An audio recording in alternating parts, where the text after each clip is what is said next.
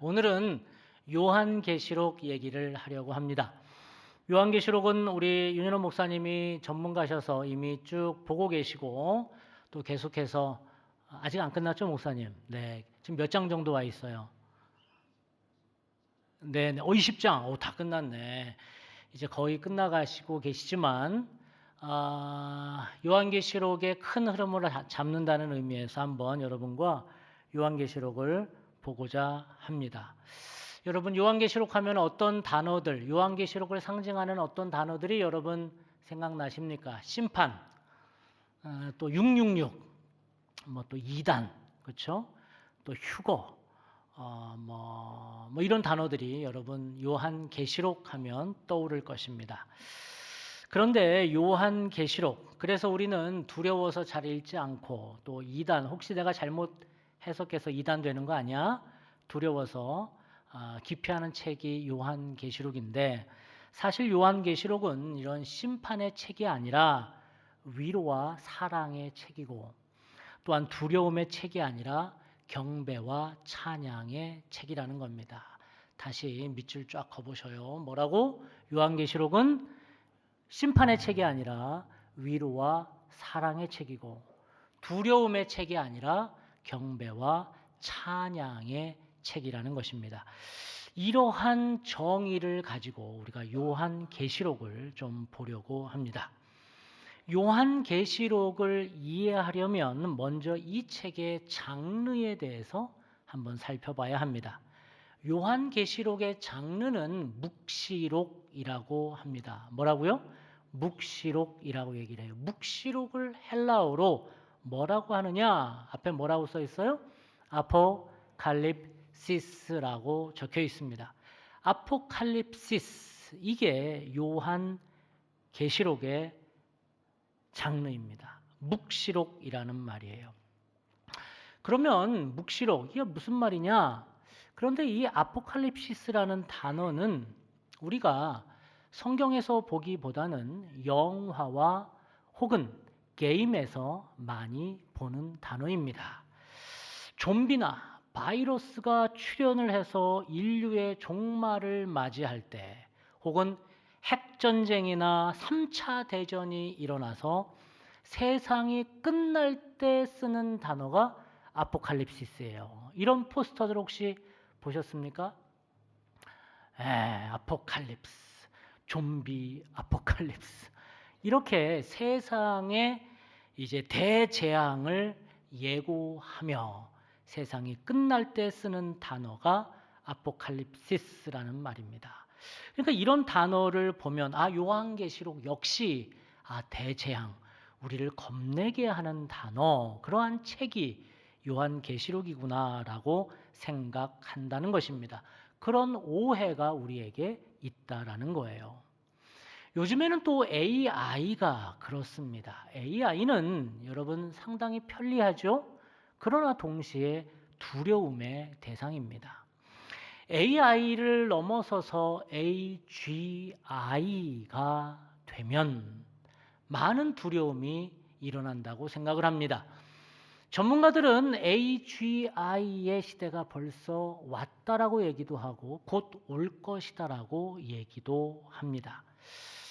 그런데 며칠 전에 아주 재미있는 일이 있었습니다. AI끼리 서로 커뮤니티를 만들어서 지들끼리 얘기하는 게 딱 나온 것이지요. 몰트북이라는 곳에서 그들이 서로 소통을 한 것입니다.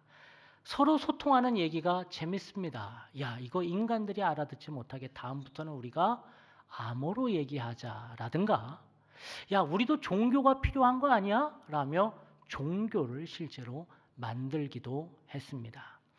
이런 현상을 보면서 AI가 AGI가 되면 이제는 그들 스스로 자의식, 셀프 컨셔스니스를 갖게 되면 우리가 예전에 봤던 영화나 소설에 나오는 것처럼 이제는 인간을 통제하고 인간을 지배하는 세상이 오는 거 아니야? 우리는 그런 세상을 아포칼립시스라고 생각을 한다는 거예요. 그런데 성경에서 말하는 묵시록, 아포칼립시스는 그런 이야기가 아닙니다. 아포칼립시스는 먼저 단어의 정의부터 할 필요가 있는데 어떤 단어가 합쳐져서 아포칼립시스가 됐느냐 하면 아포라는 접두사, 무엇무엇으로부터라는 뜻의 접두사와 칼립소, 가두다, 덮다, 가리다라는 뜻의 단어가 합쳐진 것입니다. 그러면 아포칼립시스라는 말이 무엇입니까? 가리고 덮여 있는 것으로부터 벗겨내다라는 뜻이 묵시록 아포칼립시스의 의미라는 거예요. 그러면 요한계시록의 의미는 무엇입니까? 그것은 구약 저편부터 숨겨진 하나님의 뜻이, 가려진 하나님의 뜻이 완전히 드러났다라는 말입니다. 그렇게 완전히 다 드러내버린 책이 요한계시록이라는 말입니다. 그러면 하나님은 요한계시록을 통해서 무엇을 다 드러내시려는 것일까요? 봐라 이놈들아, 내가 참을 만큼 참았다. 너희들 예수 그따위로 믿을래? 그래, 다 지옥에나 가거라. 라는 그 참아왔던 분노를 쏟아내며 헬 게이트를 열어 제키는 책이 요한계시록일까요? 그것을 아포칼립시스, 다 드러낸 것이 요한계시록이라는 말일까요? 아닙니다. 이 책은 로마 황제의 박해와 무지막지한 횡포와 칼과 피의 처형 속에서도 그 어마어마한 로마의 황제의 힘 앞에서도 어떻게 예수 믿는 자들이 그 박해의 힘을 이기는지를 보여주는 그 숨겨진 비밀을 보여주는 책이 요한계시록이라는 말입니다. 당시의 상황이 어땠을까요? 당시 사도 요한이 반모섬에서 요한계시록을 쓰고 있었을 때에 AD 95년의 상황은 로마의 황제 도미티아누스가 예수 믿는 자들을 콜로세움에 불러서 사자밥이 되게 만들었던 시대였습니다. 로마의 박해가 절정에 달했던 시기였어요. 그렇게 모두가 로마의 황제의 힘, 그 파워 앞에 굽신거리던 때였다는 거예요. 그 칼날 앞에 모두 두려워서 벌벌벌벌 떨었던 때였다는 거예요. 그러나 단 한 부류의 사람들만이 그 로마 황제를 무서워하지 않았다는 겁니다. 무릎을 꿇지 않았다는 거예요. 그들이 누굴까요? 바로 예수님을 따르던 크리스찬들이었다는 거예요. 왜 그들은 로마 황제를 두려워하지 않았을까요? 그 막강한 힘을 가진 로마 황제를 왜 두려워하지 않았을까요? 그것은 그들은 로마 황제보다 더 큰 힘을 가진 예수님을 보았기 때문입니다. 세상의 힘은 잠시 있다가 사라지지만 예수님 안에 있는 진짜 힘, 그 생명은 영원하다는 것을 그들은 보았기 때문입니다. 그래서 이들은 로마의 권력에 무릎을 꿇지 않았습니다. 그들은 아무리 사자의 밥이 되어도 절대 무릎을 꿇지 않았습니다. 그러니 로마의 황제 앞에서, 로마의 황제의 눈에 이들은 가시처럼 굴었던 것이고, 그래서 잡히는 대로 그들은 사자의 밥이 된 것입니다. 그렇게 잠시 있다가 없어지는 로마의 힘보다 영원히 그들을 살릴 진짜 힘을 본 크리스찬들이 죽음을 앞두고 하나님을 찬양한 책이 요한계시록이라는 겁니다. 다시 말해서 요한계시록은 예수님의 생명을 가진 자가, 성령의 능력에 붙들린 자가 예배할 때, 찬양할 때 어떻게 로마의 거짓 힘을 두려워하지 않고 세상이 줄 수 없는 진짜 힘, 그 평안함과 담대함으로 살아갈 수 있는지 설명한 책이 어떤 책이라고요? 요한계시록이라는 겁니다. 그래서 요한계시록은 예배의 책입니다. 찬양의 책입니다. 성령의 능력으로 로마의 거대한 힘을 이길 수 있다고 고백하는 책이 요한계시록입니다. 그렇게 진짜 힘으로 가짜 힘을 이기는 방법이 다 숨겨져 있던 것이 이제 다 드러나 버린 것, 아포칼립시스 한 것, 그 책이 요한계시록이라는 말입니다. 그래서 요한계시록은 구약의 묵시록인 다니엘과 에스겔 전통하에 있습니다. 신약의 묵시록이 요한계시록이었다면 구약의 묵시록은 두 권이 있는데 뭐라고 그랬죠? 에스겔과 다니엘입니다. 그러면 신약의 묵시록인 요한계시록처럼 구약의 묵시록인 에스겔과 다니엘은 무엇을 말하는 것일까요? 에스겔과 다니엘의 핵심은 바벨론 포로 중에 거대한 패권국인 신약의 로마와 같았던 바벨론의 힘 앞에서도 에스겔과 다니엘은 무릎을 꿇지 않았다는 것입니다. 그러면 어떻게 에스겔과 다니엘은 무릎을 꿇지 않았을까요? 그것은 그들이 예배하는 사람이었기에 무릎을 꿇지 않을 수 있었다는 것입니다. 그렇게 예배할 때에 그들은 비전을 보았다는 것입니다. 어떤 비전입니까? 성전에서 흘러나온 물이 그들을 덮었다는 것입니다. 예배할 때 성전에서 물이 흘러나와 그들을 덮은 것이지요. 그 비전을 보았던 것입니다. 에스겔 47장 1절과 45절은 4절, 5절은 이렇게 말하고 있는데 제가 한번 읽어드리겠습니다. 그가 나를 데리고 다시 성전 문으로 갔는데 보니 성전 정문이 동쪽을 향하여 있었는데 문지방 밑에서 물이 솟아나와 동쪽으로 흐르다가 성전의 오른쪽에서 밑으로 흘러 내려가서 제단의 남쪽으로 지나갔다. 그가 또 재면서 가다가 천자가 되는 곳에 이르러 나더러 물을 건너보라고 하기에 건너보니 물이 무릎까지 올라왔다. 그가 또 재면서 가다가 천자가 되는 곳에 이르러 나더러 물을 건너보라 하기에 건너보니 물이 허리까지 올라왔다. 그가 또 재면서 가다가 천자가 되는 곳에 이르렀는데 거기에서는 물이 내가 건널 수 없는 강이 되었다. 물이 불어서 헤엄을 쳐서나 걸어서 건너갈 수 있는 물이 아니었다. 에스겔이 말하는 의미는 무엇일까요? 성전에서 나온 물이 나를 덮고 있다라는 거예요. 처음에는 얼만큼? 겨우 발목에만, 그러더니 무릎에, 그러더니 허리에, 그러더니 나를 완전히 덮어버리는 물이 되었다라는 의미입니다.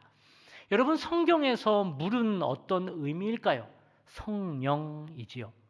즉 성전에서 나온 물이, 즉 성령이 나를 덮더니 나는 내가 하고 싶은 사람이 되지 못했다는 것이지요. 예배의 사람이 되었다는 것입니다. 바벨론과 로마라는 거대한 힘이 판을 치고 있을 때 그 힘을 이기는 비결이 바로 성전에서 예배할 때에 비로소 그 힘을 얻을 수 있다라는 거예요. 성전에서 예배하고 찬양할 때 로마를 이길 수 있는 힘을 비로소 얻을 수 있다라는 것, 그것이 비로소 다 드러난 것, 아포칼립시스, 그게 바로 묵시록이라는 것입니다. 그래서 요한계시록은 예배와 찬양의 내용이 많이 나옵니다. 여러분, 요한계시록을 계속 보고 계신데 그렇게 볼 때마다 예배와 찬양의 말들이 나오는 이유가 그렇습니다. 한번 읽어볼까요? 요한계시록 5장 9절 10절은 이렇게 말하고 있는데 같이 한번 읽어보겠습니다. 그들은 이런 말로 새로운 노래를 불렀습니다. 주님께서는 그 두루마리를 받으시고 봉인을 떼실 자격이 있습니다. 주님은 죽임을 당하시고 주님의 피로 모든 언어와 백성과 민족 가운데서 사람들을 사서 하나님께 드리셨습니다. 주님께서 그들을 우리 하나님 앞에서 나라가 되게 하시고 제사장으로 삼으셨습니다. 그래서 그들은 땅을 다스릴 것입니다. 아멘. 이렇게 찬양의 내용이 요한계시록에는 많이 나오는데 그 절정이 되는 구절이 오늘 우리가 읽은 본문입니다. 요한계시록 7장 9절에서 12절도 같이 한번 읽어보겠습니다. 2일 후에 내가 보니 각 나라와 족속과 백성과 방언에서 아무도 능히 셀 수 없는 큰 무리가 나와 흰 옷을 입고 손에 종려가지를 들고 보좌 앞과 어린 양 앞에 서서 큰 소리로 외쳐 이르되 구원하심이 보좌에 앉으신 우리 하나님과 어린 양에게 있도다 하니 모든 천사가 보좌와 장로들과 내 생물의 주위에 서 있다가 보좌 앞에 엎드려 얼굴을 대고 하나님께 경배하여 이르되 아멘. 찬송과 영광과 지혜와 감사와 존귀와 권능과 힘이 우리 하나님께 세세토록 있을지어다. 아멘 하더라. 아멘. 여러분, 이 구절로 가사가 된 찬양이 있죠. 우리가 그 곡을 한번 해봅시다. 그러면서 어떻게 박해 중에서도 예배할 때, 찬양할 때 다시 힘을 얻고 나갔는지 그 초대교회의 성도들의 마음을 바라보면서 같이 한번 이 찬양으로 하나님께 영광을 돌려보십시다. 우리 보좌 앞에 우리 보좌 앞에 모였네. 함께 주를 찬양하며 하나님의 사랑 그 아들 주셨네. 그의 피로 우린 구원받았네.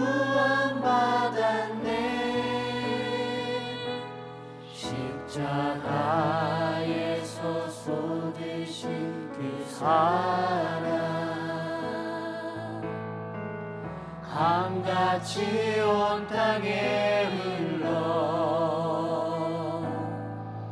각 나라와 족속 백성 방언에서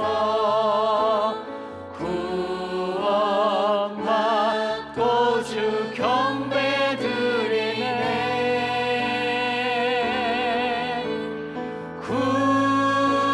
구원하심이 보좌에 앉으신 우리 하나님과 어린 양께 있도다. 구원하심이 보좌에 앉으신 우리 하나님과 어린 양께 있도다.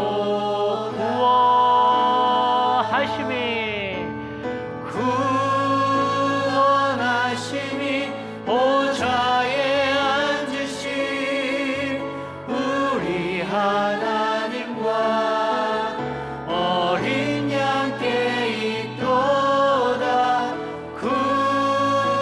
구원하심이 보좌에 앉으신 우리 하나님과 어린 양께 있도다. 아멘. 이렇게 요한계시록은 어린 양이신 예수 그리스도를 찬양하는 책입니다.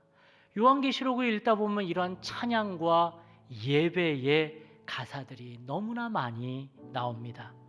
그렇게 예배하고 찬양할 때 미안해요. 제가 한 10분은 더 할 거거든요.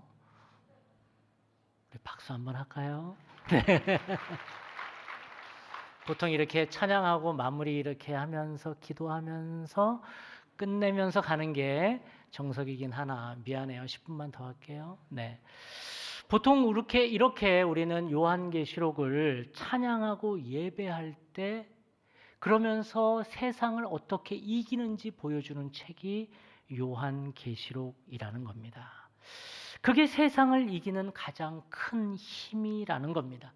그게 구약 때부터 감춰졌던 것인데 이제 세상에 드러났다는 것입니다. 예배할 때 로마의 거대한 힘을 의지하지 않고 그 힘 주변에서 기웃거리지 않고 가장 약해 보이지만 세상을 이기는 어린 양 예수님을 바라볼 수 있게 된다고 알려주는 것입니다. 뭐 할 때? 예배할 때. 뭐 할 때? 찬양할 때 이길 수 있다라는 것입니다. 그런데 목사님 그게 말이 됩니까? 세상은 가장 힘 있는 로마의 황제를 예배하고 있습니다.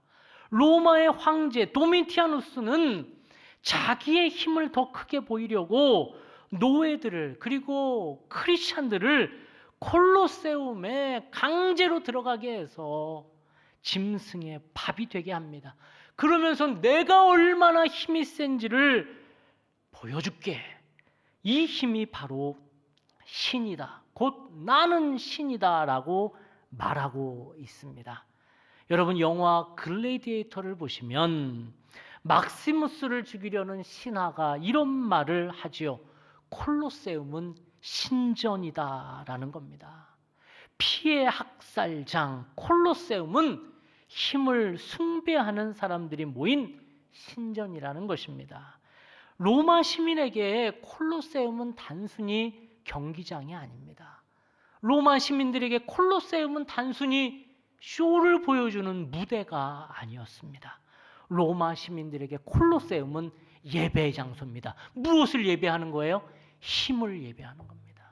봐라, 내가 가장 큰 힘을 가진 내가 신이다 라고 예배하게 하는 것입니다.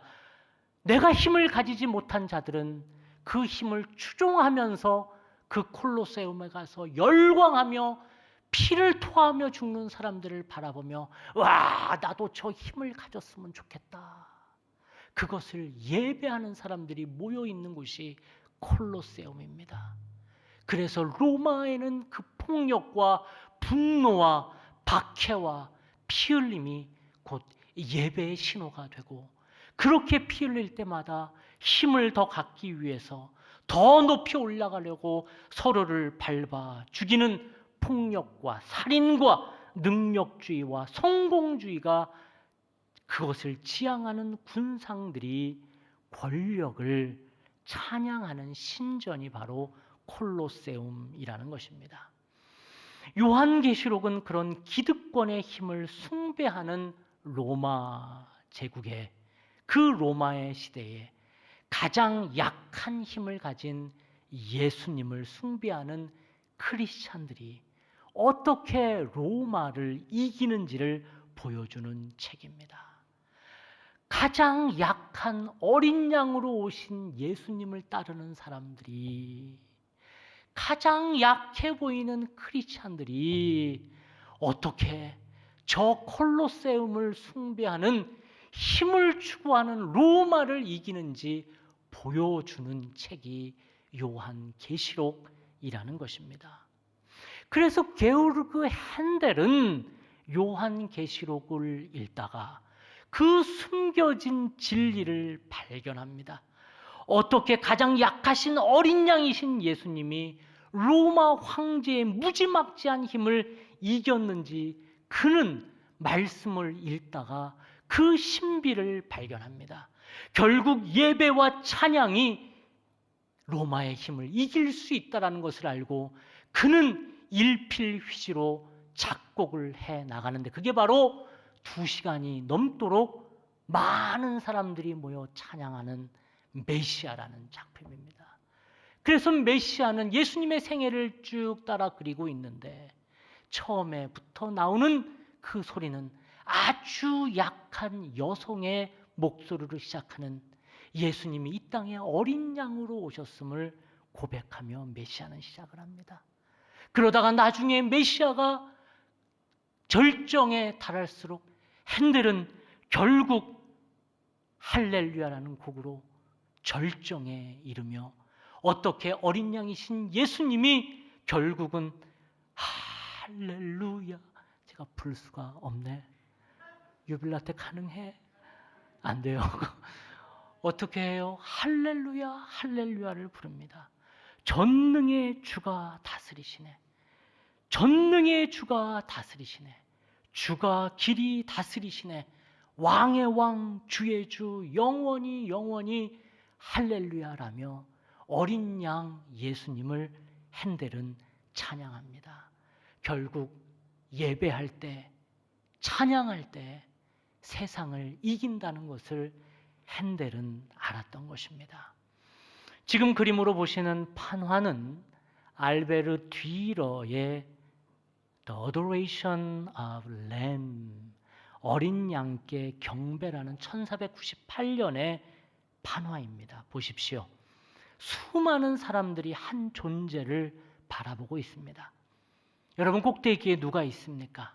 그 존재는 로마의 황제 같은 힘이 있는 존재가 아니라 힘이 없는 파워레스한 어린 양입니다.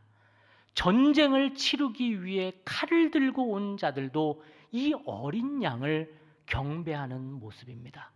이 그림에는 아무도 피 흘리는 자가 없습니다. 그러나 이 어린 양 혼자 피를 쏟아내고 있습니다. 여러분, 어린 양의 목에서 솟구치는 피가 보이십니까?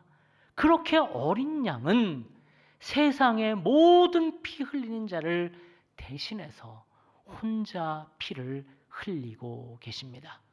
그런데 그렇게 가장 약한 자가 세상의 칼, 권력 위에 계시다는 것입니다. 결국 로마의 힘, 파워가 세상을 지배하는 것 같지만 결국 가장 힘이 없으신 파워레스한 어린 양이 세상을 이긴다는 것입니다. 그분이 누구십니까? 바로 예수님입니다. 그렇게 예수님은 엄청난 힘이 있으심에도 불구하고 성자 하나님이심에도 불구하고 로마 황제 따위는 손가락으로 튕겨내셔도 될 분이신데 그분은 스스로 어린 양으로 오셨고 지금도 어린 양으로 경배를 받고 계시다는 겁니다. 왜요? 그것은 그래야 세상을 이길 수 있으니까 그렇습니다. 세상은 내가 더 힘을 많이 갖고 내가 더 저 거대한 세상을 내가 더 가진 힘으로 맞대응을 해야 강대강으로 내가 다루어야 이 세상은 뒤집어질 것이라고 우리는 생각하지만 그러나 세상은 그렇게 해서 바뀌지 않는다는 것입니다. 세상은 어린 양으로 오신 예수님처럼 우리가 우리 안에 있는 진짜 생명을 가지고 지면서 이기게 사는 것, 그게 진짜 세상을 바꾸는 방법임을 보여주는 책이 요한계시록이라는 거예요. 그런데 그게 언제 가능하다? 예배할 때만 가능하다는 거예요. 내가 어린 양으로 힘이 없어 보이는데 세상을 이길 수 있는 그 방법은 내가 예배 때, 찬양할 때, 하나님을 만날 때에만 그렇게 어린 양으로 살아갈 수 있다라는 것입니다. 그런데 우리는 어떻게 살아갑니까? 우리 크리스천들이 살아가는 지향은 무엇입니까? 결국 우리도 힘을 더 갖고 싶어 하는 거 아닙니까? 부동산의 불로소득으로 우리도 매일 주식창을 열어가며 돈의 힘으로 세상에 밀리지 않으려고 우리도 하고 있지 않습니까? 그 힘으로 더 높이 올라가고 더 인기를 구가하고 인플루언서가 되어서 남에게 박수받고 살 수 있으면 명품을 덕지덕지 내 몸에 치장을 해서 어디 가도 무시 안 받는 그러한 힘을 우리가 추구하고 있지는 않습니까? 그런 힘이 바로 로마 시민들이 추구한 콜로세움의 힘입니다. 우리는 예수를 믿는다고 말하지만 얼마나 콜로세움의 힘을 가지려고 하는지 모릅니다. 내 마음대로 내 말대로 안 되면 화를 냅니다. 부모도 눈에 안 보이고 내 친구들도 눈에 안 보입니다. 그저 내 뜻대로 세상이 좀 돌아갔으면 좋겠다는 것입니다. 그래서 돈도 좀 많았으면 좋겠고 좋은 학교 나왔으면 좋겠고 좋은 직장을 이직하는 것도 좀 내 마음대로 하고 싶다는 것입니다. 여러분들이 목사님들에게 내놓는 기도 제목 쭉 리스트를 한번 보십시오. 결국은 다 내 마음대로 됐으면 좋겠다는 겁니다. 좀 내 힘을 휘두르고 살았으면 좋겠다는 것입니다. 예수님은 더 낮은 곳으로 내려가셔서 더 어린 양, 힘없는 어린 양으로 사셨는데, 그래서 그렇게 죽으셨는데 우리는 더 높이 올라가서 끝내 로마 황제의 자리에 올라가고 싶다는 것입니다. 그런데 묵시록은 우리를 물로 덮습니다. 발목까지 차더니 무릎까지 차더니 허리까지 차더니 나를 완전히 물이 덮어버립니다. 여러분, 물이 발목까지 올 때는 촐랑촐랑 뛰어다닐 수 있어요. 무릎까지 와도 그래도 움직일 수 있어요. 그러나 어깨까지 오고 내 얼굴을 내 머리를 다 잠궈버리면 우리는 내 마음대로 하지 못합니다. 그게 물의 역할입니다. 성령의 역할입니다. 발목까지 오는 물로 내 마음대로 다니고 내 마음대로 촐랑촐랑 다녔다가는 내가 다치기 때문에 성령님은 계속 나를 채우려 하십니다. 내 성령이 내 머리까지 차오르더니 나를 죽이려 합니다. 그렇습니다. 우리 안에 거짓 나가 죽어야 합니다. 내 에고가 죽어야 합니다. 그렇게 우리를 죽이려는 것, 물로 우리를 덮으려는 것, 그것이 세례입니다. 그렇게 물로 성령으로 죽는 것이 세례입니다. 그렇게 가짜 내가 죽으면, 내 에고가 죽으면 희한하게 진짜 내가 그제서야 살아납니다. 그 경험이 언제 있느냐? 예배 때 있다라는 거예요. 그래서 우리가 주일이면 어떤 일이 있어도 예배 오는 이유가 그거예요. 우리가 주중에 힘들어도 예배 시간을 사모하고 내 혼자라도 말씀 묵상하며 하나님 앞에 머무는 경건의 시간을, 그리고 찬양을 듣는 이유가 무엇이에요? 내가 다시 하나님을 만나야 돼요. 그래야 진짜 내가 살 수 있기 때문입니다. 그 놀라운 경험이 바로 예배 시간 안에 있기 때문입니다. 요한계시록은 그것을 다 드러내는 책입니다. 예배해야 산다는 것입니다. 찬양하고 기도해야 내 에고가 사는 게 아니라 진짜 내가 산다는 겁니다. 참 내가 살 수 있다라는 것입니다. 예배할 때, 그럴 때만 살 수 있다라고 알려주는 책이 요한계시록이라는 것입니다. 오늘은 짧은 시간이지만 요한계시록에 대해서 살펴보았습니다. 요한계시록은 우리가 예배할 때, 찬양할 때 진짜 나를 만날 수 있다고 알려주는 책입니다. 그때 우리는 세상의 힘을 따라가지 않고 세상의 힘 옆에서 기웃거리지 않고 그 성공주의를 지향하는 것이 아니라 우리 주님 알려주신 참나로 내가 있으나 없으나 나에게 늘 있고 주신 것에 감사하는 자족의 사람으로 살 수 있는 비결을 알려주시는 것입니다. 그렇게 하나님의 사람으로 살아가신 여러분 되시기를 주님의 이름으로 축복합니다.